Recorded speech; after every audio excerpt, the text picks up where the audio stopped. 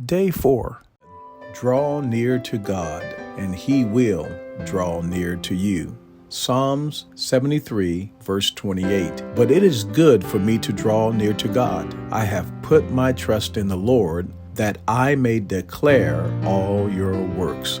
Psalms 145, verses 18 through 19. The Lord is near to all who call upon Him, to all who call upon Him in truth. James chapter 4 and verse 8. Draw near to God, and He will draw near to you. Cleanse your hands, you sinners, and purify your hearts, you double-minded. Drawing near to God is about living in His presence, or being before the face of God, which is, by the way, the literal translation of presence.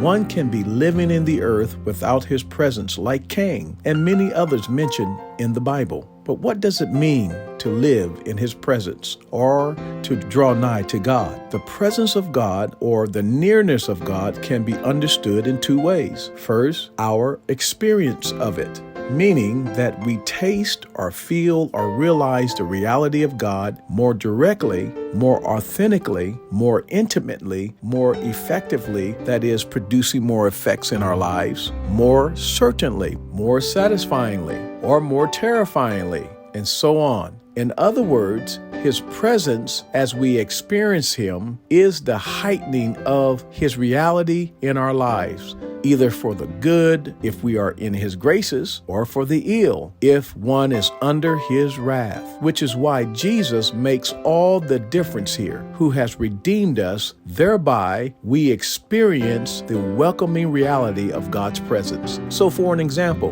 we read in Psalms 100 and the second verse, serve the Lord with gladness, come into His presence with singing. Or in James 4 and 8, draw near to God, and He will draw near to you. These are the invitations into the fuller, more intense, more certain, more joyful, more transforming experience of the reality of God experienced only through Jesus Christ. Secondly, God's expression of it refers to God's manifested influence from His side, not thinking about our experience of it, but His more manifested influence in all the universe. Like in Psalms 114, verses 7 through 8, tremble, O earth, at the presence of the Lord, at the presence of the God of Jacob, who turns the rock into a pool of water, the flint into a spring of water. In other words, when God manifests Himself or His presence in a fresh new way, stunning things happen in the earth, whether or not anyone experienced them or not.